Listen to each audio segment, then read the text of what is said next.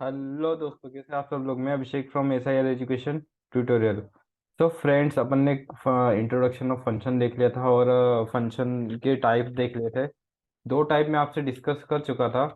ठीक है, वो दो टाइप्स कौन से थे? No return with no argument and return with no return with argument. अब मैं आपसे तीसरा टाइप यहाँ पर डिस्कस डिस्कस करने वाला हूँ। Return with no argument. देखिए, मैंने आपको इसके प्रीवियस लेक्चर में बहुत डिटेल में एक्सप्लेनेशन किया है कि नो रिटर्न और रिटर्न पहचानते कैसे हैं। ठीक है, मैं वापस से आपको बता देता हूँ। चलिए ठीक है, इस पे बेस प्रोग्राम करते हैं ताकि आपको और अच्छे से समझ में आएगा। ठीक है, देखिएगा। पहले क्या होता है, डिक्लेरेशन। जो प्रोसेस है वो सेम चलेगी, कोई भी चेंज नहीं। डिक्लेरेशन, कॉलिंग एंड डेफिनेशन, ये तीनों चारों टाइप के लिए एप्लीकेबल है। ठीक है, अब यहाँ पर क्या कह रहा है, रिटर्न। रिटर्न यानी कुछ वैल्यू रिटर्न करेगा। वॉइड का मतलब होता है नो रिटर्न, यानी कि इसका कोई भी रिटर्न टाइप नहीं होता। बट इसके अलावा मैं कोई भी डेटा टाइप लेता हूँ। फॉर एग्जाम्पल, मैंने इंटीजर ले लिया, तो इसका मतलब होता है रिटर्न टाइप।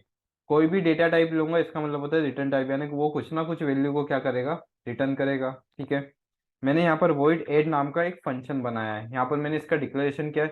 देखो, यहाँ पर मैं कुछ पैरामीटर पास कर रहा हूँ क्या फंक्शन के अंदर? नहीं कर रहा ना।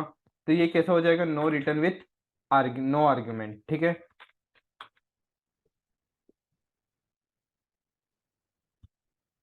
जब मैं यहाँ पर कोई पैरामीटर पास करता हूँ तो वो आर्ग्यूमेंट कहलाता है।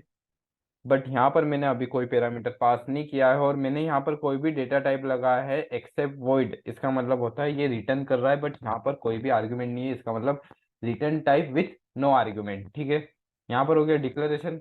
फिर अपन क्या करेंगे, मेन फंक्शन के अंदर इसकी क्या करेंगे, कॉलिंग करेंगे। एक मिनट, अपन ने नो रिटर्न वाले में वो बना था, एट नाम का बनाया था, तो और सब्ट्रैक्ट वाला भी बना लेते। इस बार अपन मल्टीप्लाई बनाते हैं ताकि चारों टाइप भी डिस्कस हो जाए। मल्टी वाला बना दिया। ठीक है, अब मैं एक यहाँ पर क्या करता हूँ, मल्टी को कॉल कर लेता हूँ।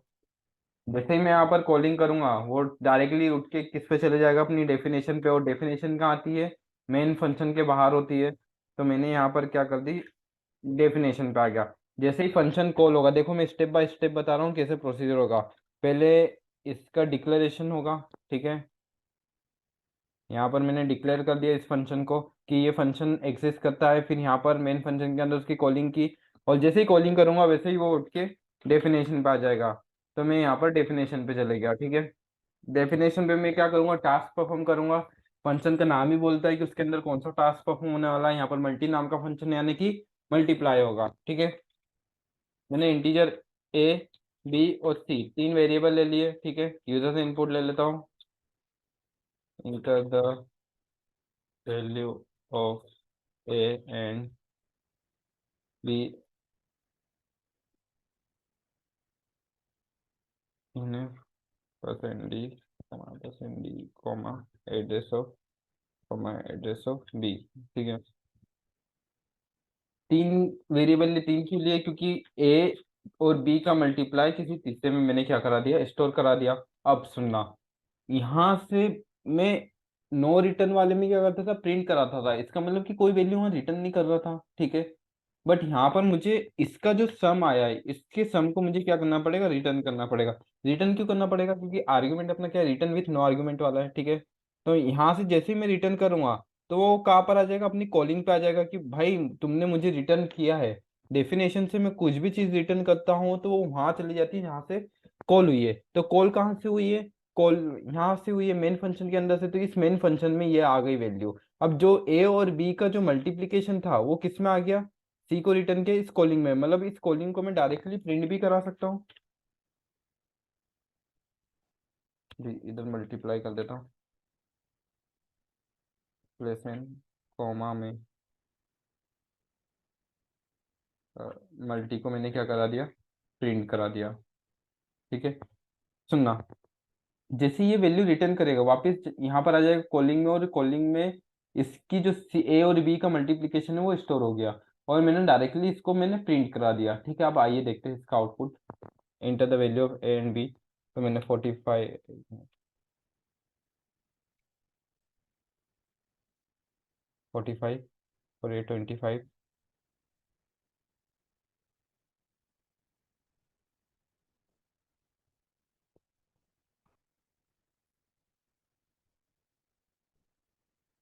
देखिए इसका मल्टीप्लाई क्या है, 1125 आया है, ठीक है। 2 बार के लिए आया है। चलो इसमें कंपाइलर में ही कोई प्रॉब्लम होगी। बट इसका मल्टीप्लाई अब देख लीजिए कितनी बार आया। ओ, इसका मल्टीप्लाई क्या आया है, 1125 आया। इसको, इसके अलावा एक सिंपल से इसको प्रिंट कराने से अच्छा आप क्या कर सकते हैं, ठीक है। अब देखो, ए और बी का मल्टीप्लिकेशन किस में आया, इधर आ गया कॉलिंग पे, इसमें आ गया, ठीक है। अब मैं क्या करता हूँ कि इसका जो, अब मैंने क्या किया इधर, एक्स नाम का एक वेरिएबल ले लिया और असाइनमेंट ऑपरेटर से इसका जो भी मल्टीप्लिकेशन आया है, मैंने उस एक्स में क्या करा लिया, स्टोर करा लिया। इस एक्स में मैं स्टोर करा लूंगा तो इसका फायदा क्या रहेगा, देखिएगा।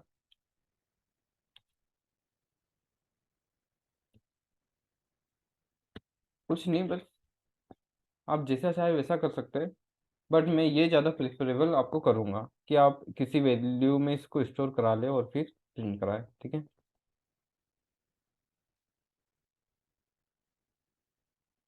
देखिए 1125, ठीक है। एक और बात समझाता हूँ, मैंने डिक्लेरेशन कर दिया और फिर कॉलिंग की मेन फंक्शन के अंदर, कॉलिंग से डायरेक्टली उठ के किस पे आ गया, अपनी डेफिनेशन पे आ गया। डेफिनेशन पे टाइप किया था, रिटर्न टाइप था, इसका मतलब कुछ ना कुछ वैल्यू रिटर्न करेगा। मेन फंक्शन में मैंने टास्क परफॉर्म किया और इस टास्क का जो भी आउटपुट आया वो आउटपुट को मैंने क्या कर दिया, रिटर्न करा दिया। रिटर्न होके कहाँ आया, जहाँ से फंक्शन क्या हुआ है, कॉल हुआ है, कॉल यहाँ पर हुआ था। तो इसकी जो भी वैल्यू थी ए और बी का मल्टीप्लिकेशन, वो इसके अंदर स्टोर हो गया और इस वैल्यू को मैंने असाइनमेंट ऑपरेटर के द्वारा एक नाम के वेरिएबल में स्टोर करा लिया। आया समझ में, ठीक है। आई होप आपको समझ में आ रहा होगा। चलिए इस पे बेस एक और क्वेश्चन कर लेते हैं ताकि आपको अच्छे से समझ में आ जाए, ठीक है। हम्म। देखिए अपन ने उसमें फैक्टोरियल निकालना सीखा था, इधर अपन प्राइम नंबर सीख लेते हैं, ठीक है।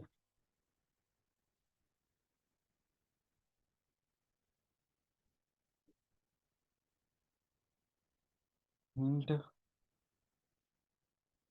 प्राइम, ठीक है। ये हो गया डिक्लेरेशन। अब मैं क्या करता हूँ, कॉलिंग करूँगा किसके अंदर, मेन फंक्शन के अंदर, ठीक है। मेन फंक्शन के अंदर मैंने क्या कर दिया, कॉलिंग कर दिया। एक मिनट, हाँ, कॉलिंग कर दिया, ठीक है। जैसे ही मैं कॉल करूँगा किस पे आ जाएगा, ये अपनी पूरी डेफिनेशन पे आ जाएगा। तो ये डेफिनेशन पे आ गया, ठीक है। अब प्राइम नंबर का कॉन्सेप्ट क्या रहता है, या तो वो नंबर खुद से डिविजिबल होगा या फिर वन से होगा, ठीक है। तो मैं एक फॉर लूप, मतलब फॉर लूप तो लगेगा इधर, सिंपल सी बात है, ठीक है। और एक काउंट नाम का वेरिएबल ले लेता हूँ, उसमें जीरो डाल देता हूँ, ठीक है। मैंने आपको प्राइम नंबर का कॉन्सेप्ट फॉर लूप में बहुत अच्छे से बताया, आपने कभी मेरी फॉर लूप की वीडियो नहीं देखी है तो प्लीज़ उसको देख लीजिएगा, ठीक है। अब मैं क्या करता हूँ, यूजर से एक नंबर ले लेता हूँ।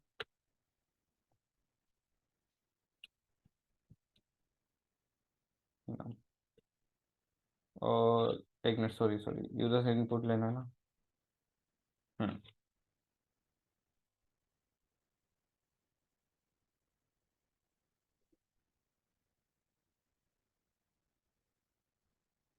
मैंने percent D comma address of num, इस नम के एड्रेस में आ गई वैल्यू। अब मैं फॉर लूप लगाता हूँ, आई कहाँ से चलेगा, वन से स्टार्ट होगा। और आई कहाँ तक चलेगा, लेस देन इक्वल टू नम तक चलेगा, ठीक है। और आई प्लस प्लस, ये कैसे वर्क कर रहा है मैं बताता हूँ आपको, ठीक है। अब मैंने क्या कंडीशन लगाई, if num modulus I equal to zero, यानी कि नम की वैल्यू जो है वो कभी आई से डिवाइड होकर आउटपुट मुझे जीरो आता है तो मेरा काउंट क्या होना चाहिए, प्लस प्लस होना चाहिए, ठीक है। तब मेरा काउंट क्या होना चाहिए, बढ़ना चाहिए। अब देखना इधर, डायरेक्टली वो इंटर द वैल्यू मांगेगा, यूजर से इनपुट करा ली। अभी आई क्या है, मेरा वन है, ठीक है। तो और मैंने नंबर क्या लिया है, मान लीजिए नंबर मैंने लिया है फाइव। क्या लिया है, फाइव। फाइव एक प्राइम नंबर होता है, सभी को पता है। यहाँ पर चेक करेगा, five modulus one equal to zero, condition true. अपना काउंट क्या था अभी, जीरो था, जीरो से क्या हो जाएगा, वन हो जाएगा, एक इंक्रीज करेगा। फिर यहाँ पर वापस से आई अपने आप को इंक्रीज करेगा, आई वन से क्या हो जाएगा, टू हो जाएगा। Two less than equal to five, condition true. फिर यहाँ पर चलेगा, यहाँ पर फिर ये चलेगा, five modulus two, five modulus two equal to zero, condition false, यानी कि ये लूप के बाहर, यानी काउंट अभी भी अपना वन है। फिर ये वापस आई अपने आप को इंक्रीज करेगा, 2 से क्या हो जाएगा, 3 हो जाएगा, 3 < 5 condition true. 5 modulus 3 = zero, condition false, loop के बाहर यानी काउंट अभी भी 1 है। फिर आई अपने आप को इंक्रीज करेगा, ये 4 हो जाएगा, 4 < 5 कंडीशन ट्रू।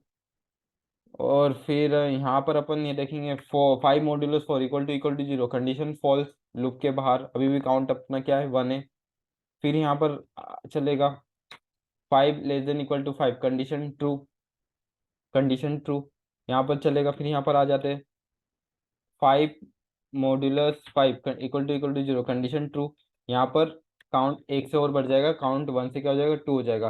तो प्राइम नंबर के केस में काउंट हमेशा 2 रहेगा, ना कम ना ज्यादा, ठीक है। बट चलो नोट प्राइम का इसके बाद देख, चलो नोट प्राइम का भी अभी देख ही लेते कॉन्सेप्ट, ठीक है। नोट प्राइम का मान लीजिए मैंने 4 ले लिया, 4 एक नोट प्राइम नंबर है, ठीक है। तो आई कहाँ से स्टार्ट है, 1 से स्टार्ट है, 1 < 4 कंडीशन ट्रू, ठीक है। फिर यहाँ पर जाएंगे अपन, 4 modulus 1 = zero, condition true. Count अपना जीरो था, जीरो से क्या हो गया, 1 हो गया। फिर ये आई क्या हो जाएगा, 1 से क्या हो जाएगा, 2 हो जाएगा, 2 < 4 condition true. 4 modulus 2 = zero, condition true. एक और बार काउंट क्या होगा, बढ़ेगा। फिर आई अपने आप को वापस इंक्रीज करेगा, तो आई क्या हो जाएगा, 3 हो जाएगा, 3 < 4 कंडीशन ट्रू। यहाँ पे जाएगा 4 modulus 3 = zero, condition false, loop के बाहर, काउंट अपना 2 है। फिर यहाँ पर आ जाएगा 4 < 4 कंडीशन ट्रू। यहाँ पर आ जाएगा 4 मॉड्यूलस 4 = कंडीशन टू, और काउंट क्या हो गया अपना, 3 हो गया। इसका मतलब जब नॉट प्राइम के केस में देखा जाता है तो काउंट 2 से ज्यादा ही होता है हर बार। बट प्राइम के केस में क्या रहेगा, काउंट हमेशा 2 रहेगा, प्राइम के केस में क्या रहेगा, काउंट हमेशा 2 रहेगा। तो मैं इधर एक कंडीशन लगाता हूँ, इफ, इफ की कंडीशन लगाऊंगा, कभी मेरा काउंट किसके बराबर, देखो कभी इफ में मैं नोट प्राइम की कंडीशन लगाता, तो मुझे पता है कि काउंट मेरा कितना आने वाला है, भाई 4 के केस में 3 आ रहा है, तो हो सकता है 10 के केस में 3 से ज्यादा है, ठीक है। हाँ ऐसा लगा सकते हो कि काउंट >2 होगा तो वो नोट प्राइम होगा, ठीक है। बट मुझे प्राइम की कंडीशन सिंपल सी पता है कि प्राइम में हमेशा काउंट क्या रहता है, 2 ही रहता है, तो मैं लिख देता हूँ काउंट कभी 2 के बराबर है तो वो नंबर क्या है, प्राइम है, सिंपल सी बात, लॉजिक है, लॉजिक सोचो, ठीक है। तो अब मुझे रिटर्न करानी है, वैल्यू क्या करानी है, रिटर्न। तो मैं एक काम करता हूँ, काउंट को रिटर्न करा देता हूँ, रिटर्न काउंट, ठीक है, काउंट। नहीं तो एल्स में कभी वो नंबर नोट प्राइम होता है, कभी वो नंबर क्या रहता है, नोट प्राइम होता है, तो रिटर्न 1, भाई 1 रिटर्न कर देना, ठीक है, 1, ठीक है। नहीं तो एक काम करते हैं, यहाँ पर भी आप काउंट को रिटर्न करा लीजिए, कभी नोट प्राइम होता है तो नोट प्राइम का काउंट कितना आया है, ठीक है, वो भी पता चल जाएगा। अब सुनना, वैल्यू रिटर्न होके कहाँ आएगी, जहाँ से कॉल हुई है, कॉल कहाँ से हुई, यहाँ से हुई, मेन फंक्शन के अंदर से। मेन फंक्शन के अंदर से जितना भी काउंट का डेटा आएगा उस प्राइम के अंदर आ जाएगा, और इस प्राइम का डेटा मैं किस में स्टोर करा लूंगा, इस एक्स नाम के वेरिएबल में स्टोर करा लूंगा, ठीक है।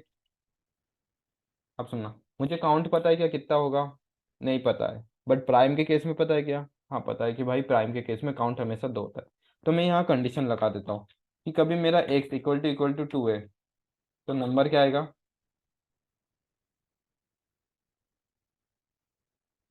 Int number is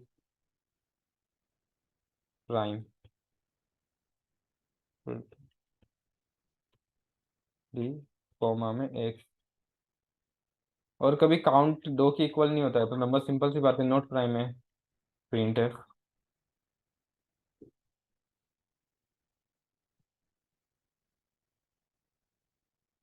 equal to, चलो वो नोट प्राइम का काउंट कितना आ रहा है वो भी देख सकते हैं।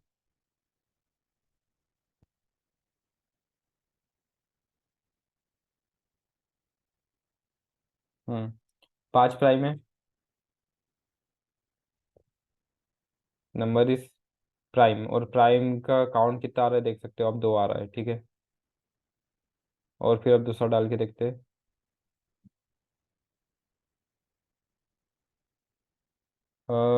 10 नोट प्राइम होता है, इसका काउंट 4 आ रहा है, देख लीजिए, नंबर इज नॉट प्राइम। तो आई होप आपको रिटर्न विथ नो आर्ग्यूमेंट वाला कॉन्सेप्ट समझ में आ गया होगा। ठीक है, ये वाला प्रोग्राम देख लीजिए। और मैंने बहुत अच्छे प्रोग्राम कराए, ऐसे नहीं कि छोटे मोटे प्लस माइनस की करवा दिए।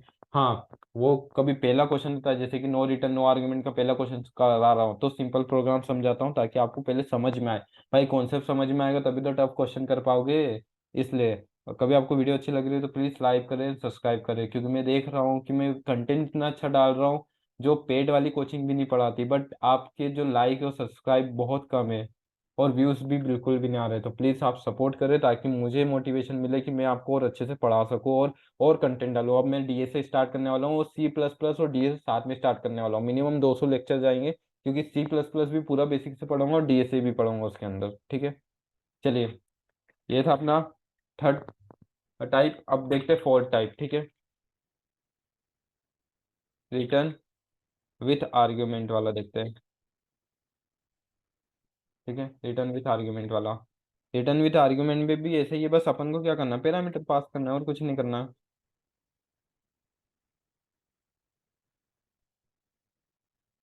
अब रिटर्न यानी कोई भी डेटा टाइप इंटीजर ले लिया मैंने। ठीक है, आर्ग्यूमेंट मल्टीप्लाई का बनाया था ना पिछली बार, इस बार डिवाइड का बनाते हैं। डिक्लेयर, सुनना, जब भी अपन क्या करेंगे, डिक्लेरेशन करेंगे, तो वहां पर जाएगा उसका रिटर्न, मतलब उसका डेटा। आर्ग्यूमेंट में क्या जाएगा, हमेशा डेटा टाइप जाएगा, ये याद रखना। ठीक है, नहीं तो फंसोगे बहुत बुरा। डिवाइड में मुझे दो वेरिएबल लेने हैं, जितने आर्ग्यूमेंट्स आप लोगे उतने आर्ग्यूमेंट्स आपको कॉलिंग के टाइम में पास करने रहेंगे। तो मैंने दो आर्ग्यूमेंट्स ले लिए। ठीक है, दो डेटा टाइप लिए। पहला आर्ग्यूमेंट किस टाइप का, इंटीजर टाइप का, दूसरा आर्ग्यूमेंट भी इंटीजर टाइप का है। ठीक है, अब मैं मेन फंक्शन के अंदर क्या करता हूँ, इसकी कॉलिंग करता हूँ। क्या करता हूँ, कॉलिंग करता हूँ। मैंने इंटीजर ए और बी दो वेरिएबल ले लिए। ठीक है, the value of A and B plus है। ठीक है, इसके next %d %d comma address of A comma address of B. और फिर अब कॉलिंग कर रहा हूँ मैं, कॉलिंग क्या, गिव ए और बी। ठीक है, देखिए यहाँ पर दो डेटा टाइप थे, तो मैंने कॉलिंग के टाइम पे भी कितने पास किए, दो आर्ग्यूमेंट पास किए। ये दोनों डेटा टाइप इंटीजर टाइप के हैं, तो मैंने यहाँ पर भी जो आर्ग्यूमेंट लिया है वो किस टाइप का है, इंटीजर टाइप का है। अब जैसे ही कॉल होगा, जैसे ही कॉलिंग होगी, ये कैसे चले जाएगा, अपनी डेफिनेशन पे चले जाएगा। डेफिनेशन जो मेन फंक्शन के अंदर वो बा मेन फंक्शन के नीचे रहती है। ठीक है, इंट डिव करके बनाया मैंने। ठीक है, अब देखना, इस आर्ग्यूमेंट में क्या है, डेटा है। जब आर्ग्यूमेंट पास कर रहा है तो वो उसके साथ क्या ले जा रहा है, डेटा ले जा रहा है। तो जिस कॉलिंग डेफिनेशन के टाइम पे भी जो आर्ग्यूमेंट आएगा उसके अंदर डेटा आएगा, तो उस आर्ग्यूमेंट उस डेटा को लेने के लिए भी मेरे पास कोई आर्ग्यूमेंट होना चाहिए। तो पहला आर्ग्यूमेंट किस टाइप का आ रहा है, इंटीजर टाइप का आ रहा है, तो मैंने इंटीजर उस आर्ग्यूमेंट उस वैल्यू को लेने के लिए एक इंटीजर एक्स नाम का वेरिएबल बना दिया। और दूसरा भी इंटीजर टाइप का है, और उस बी की वैल्यू लेने के लिए मैंने एक वाई नाम का वेरिएबल बना दिया। ठीक है, आई होप आपको समझ में आ रहा होगा। मैंने एक इंटीजर जेड टाइप का डेटा टाइप लिया है, जिसमें मैं एक्स और वाई का डिवीजन स्टोर करूंगा। और फिर मैं क्या करा रहा हूँ, इस डिवीजन को मैं क्या करा रहा हूँ, रिटर्न करा रहा हूँ। रिटर्न होके कहाँ आ रहा है, जहां से कॉल वाई, मतलब इसका मतलब क्या हुआ कि एक्स और वाई का जो भी डिवीजन था वो जेड में आ गया, और उस जेड की वैल्यू को मैंने रिटर्न करा के कॉलिंग पे ले आया, और वो वैल्यू इस कॉलिंग के अंदर स्टोर हो चुकी है। अब इसको मैं क्या करता हूँ, इस वैल्यू को मैं एक एक्स नाम के वेरिएबल में स्टोर करा लेता हूँ। किस में करा लेता हूँ, एक्स नाम के वेरिएबल में स्टोर करा लेता हूँ। और इस एक्स नाम की वैल्यू को मैं क्या करता हूँ, प्रिंट करा लेता हूँ। क्या कर लेता हूँ, प्रिंट करा लेता हूँ, div equal to %d comma में एक्स। आई होप आपको समझ में आ रहा होगा। चलिए रन करते हैं। 45 और 5 आ गया 9। ठीक है, देखिए मैंने आपको कैसे कंपाइलेशन हो रहा है उस अकॉर्डिंग मैंने आपको समझाया। आई होप आपको समझ में आ रहा होगा। चलिए इस पे बेस एक प्राइम नंबर का क्वेश्चन कर लेते हैं, ताकि आपको अच्छा, आपको पता है मैं डायरेक्टली यहाँ पर चेंज कर सकता हूँ, मतलब यहाँ पर डायरेक्टली क्या कर सकता हूँ, प्राइम कर दूँ, और यहाँ पर मैं डेटा टाइप लगा दूँ, बस, बट मैं पूरा डिलीट करके क्यों कर रहा हूँ, क्योंकि ताकि आप लोगों को कोई प्रॉब्लम ना है, प्रोग्राम बनाना है आपको समझ में आ जाए, ठीक है। अच्छा, ये सुनिएगा, मैं एक और चीज़ आपको बता देता हूँ।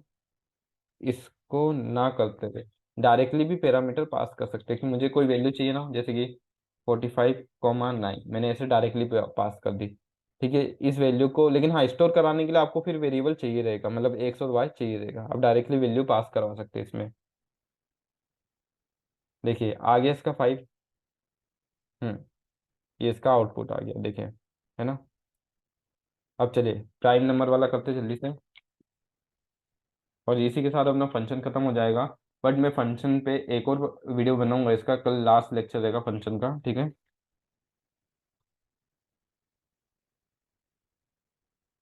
अब देखिए इंट एक प्राइम नाम का बना लेते हैं। प्राइम में मैं सिर्फ नम की वैल्यू पास करा देता हूँ, ठीक है। जितने डेटा टाइप पास कराओगे उतने ही आर्गुमेंट में भी पास कराने हैं, आप ये याद रखिएगा। ये फंक्शन का डिक्लेरेशन हो गया। फिर अपन क्या करते हैं, फंक्शन की मेन फंक्शन के अंदर क्या करेंगे, कॉलिंग करेंगे।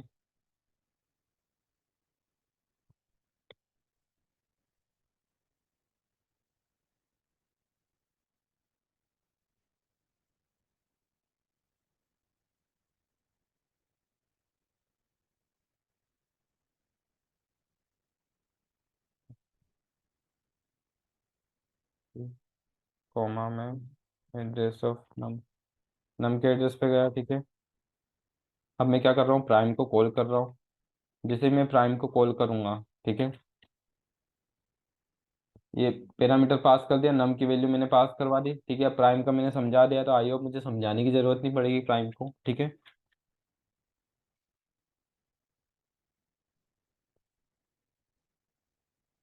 देखिए नम में क्या आ रहा है, डेटा आ रहा है, तो इस डेटा को लेने के लिए, और किस टाइप का डेटा आ रहा है, इंटीजर टाइप का आ रहा है, तो मैंने एक इंटीजर टाइप का वेरिएबल बना लिया है, ठीक है। अब मैं इस पे ऑपरेशन परफॉर्म करने के लिए एक आई नाम का वेरिएबल ले लेता हूँ, और एक काउंट इक्वल टू 0 ले लेता हूँ, ठीक है। अब फॉर लूप लगाता हूँ, i = 1, i <= नम, और i++।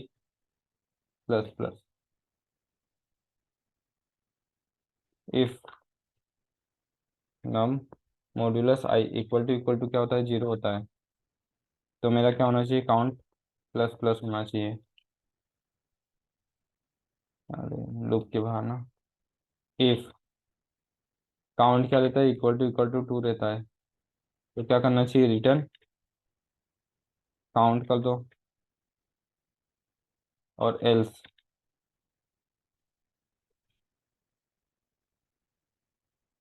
Return count. अब फंक्शन कॉल होके डायरेक्टली, मतलब रिटर्न होके कहाँ आएगा, जहाँ से कॉल हुआ है, इधर वैल्यू स्टोर हो गई, इस वैल्यू को मैं इस एक्स नाम के वेरिएबल में क्या करता हूँ, स्टोर करा लेता हूँ, ठीक है। इफ x = 2,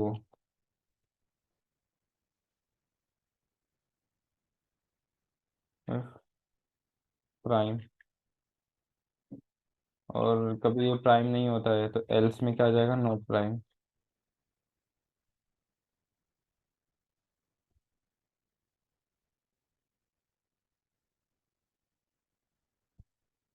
चलिए देखते हैं। कहाँ पर एरर आ रही, मैन इन सी, अच्छा वो इंट, चलो।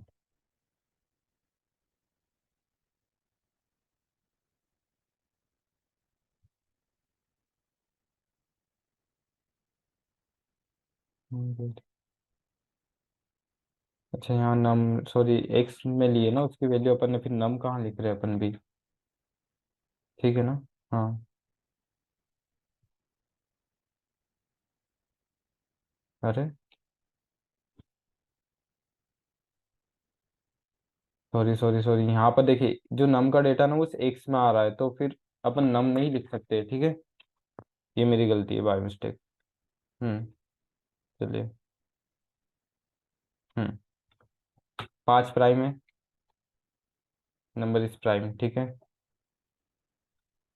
10 नोट प्राइम होता है, 10 नॉट प्राइम, ठीक है। आई होप समझ में आ रहा हो। चलिए इसी के साथ अपना फंक्शन खत्म होता है। बट फंक्शन के मैं चारों टाइप एक ही वीडियो में वापस से बता दूंगा। और एक और प्रोग्राम कराना है वो करवा दूंगा, ठीक है। उसके बाद अपन अरे स्टार्ट करेंगे। प्लीज़ आप सब्सक्राइब करिए, और व्यूज कभी आप सब्सक्राइब नहीं करेंगे तो मुझे मोटिवेशन नहीं मिलेगा, तो फिर मुझे भी सोचना पड़ेगा कि C++ आगे पढ़ानी है या नहीं। ठीक है, कभी आपको वीडियो अच्छी लगी हो तो लाइक करें, सब्सक्राइब करें एंड शेयर करें। Thank you.